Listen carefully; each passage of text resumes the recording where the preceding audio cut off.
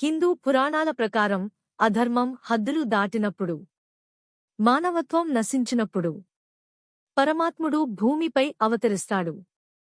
కృతయుగంలో నరసింహుడిగా, త్రేతాయుగంలో రాముడిగా, ద్వాపర యుగంలో కృష్ణుడిగా వచ్చిన ఆ విష్ణుమూర్తి ఈ కలియుగం చివరలో ఏ రూపంలో వస్తారో మీకు తెలుసా?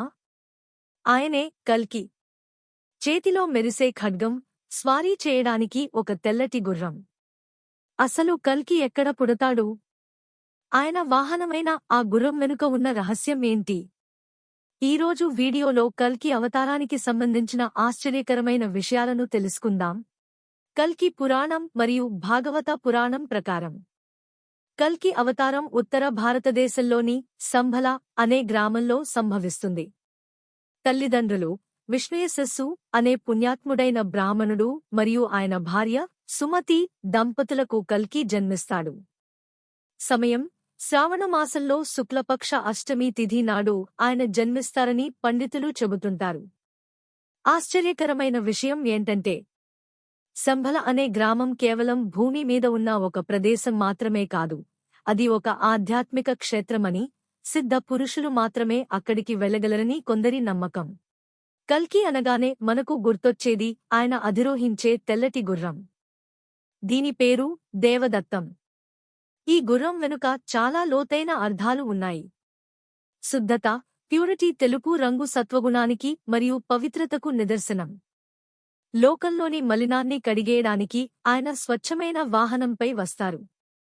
అనంత వేగం. ఈ గుర్రం కేవలం పశువు కాదు, అది మనోవేగంతో ప్రయాణించగలదు.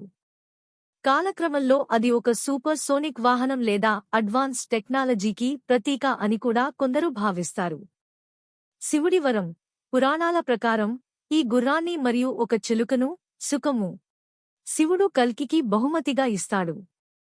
ఈ గుర్రం సాయంతోనే కల్కి ప్రపంచం నలుమూలలా ఉన్న దుష్టులను అతి తక్కువ సమయంలో సంహరిస్తాడు. పరశురాముడు కల్కికి యుద్ధ విద్యలు నేర్పుతున్న దృశ్యం. మెరుస. కల్కికి యుద్ధ విద్యలు నేర్పేది ఎవరో తెలుసా? ఆయన మరెవరో కాదు, చిరంజీవి అయిన పరశురాముడు. మహేంద్రగిరి పర్వతాలపై పరశురాముడు కల్కికి అస్త్రశస్త్రాలను ప్రసాదిస్తాడు. కల్కి ధరించే ఖడ్గం పేరు రత్నమరు. ఇది ఆకాశంలోని విద్యుత్ కంటే శక్తివంతమైన కాంతిని విడుదల చేస్తుంది. అంతేకాదు, కల్కికి సహాయంగా హనుమంతుడు, అశ్వత్థామ, కృపాచార్యుడు వంటి 7 చిరంజీవులు కూడా ఈ యుద్ధంలో పాల్గొంటారని పురాణాలు చెబుతున్నాయి. కల్కి అవతారం యొక్క ముఖ్య ఉద్దేశ్యం కలియుగంలోని పాపాన్ని అంతం చేయడం. ఆయన రక్తపాతం సృష్టించడానికి రావడం లేదు, మనుషులలోని అజ్ఞానాన్ని, అహంకారాన్ని తొలగించడానికి వస్తున్నాడు. కల్కి అవతారం ముగియగానే కలియుగం అంతమై తిరిగి సత్యయుగం, కృతయుగం ప్రారంభమవుతుంది. అంటే కాలచక్రం మళ్లీ మొదటికి వస్తుంది. కల్కి ఎప్పుడు వస్తాడు? కలియుగం కాలప్రమాణం 4,32,000 ఏళ్లు. అందులో మనం కేవలం 5,000 ఏళ్లు మాత్రమే పూర్తి చేసుకున్నాం. అంటే కల్కి రావడానికి ఇంకా చాలా సమయం ఉంది. కాని మనం చేసే ప్రతి మంచి పని, మనం పాటించే ధర్మం కల్కి తత్వానికి ప్రతీకలే. కల్కి కోసం ఎదురుచూడటం కంటే మనలోని రాక్షసత్వాన్ని చంపుకుని మంచిగా బ్రతకడమే అసలైన ధర్మం. కల్కి అవతారం గురించి మీ అభిప్రాయం ఏంటి? ఆయన గుర్రం నిజంగా ఒక జంతువేనా లేక అది ఒక శక్తికి ప్రతీకనా? కామెంట్ చేయండి. వీడియో నచ్చితే లైక్ చేసి మరిన్ని ఇలాంటి రహస్యాల కోసం మా ఛానల్ని సబ్స్క్రైబ్ చేసుకోండి. జై శ్రీమన్నారాయణ.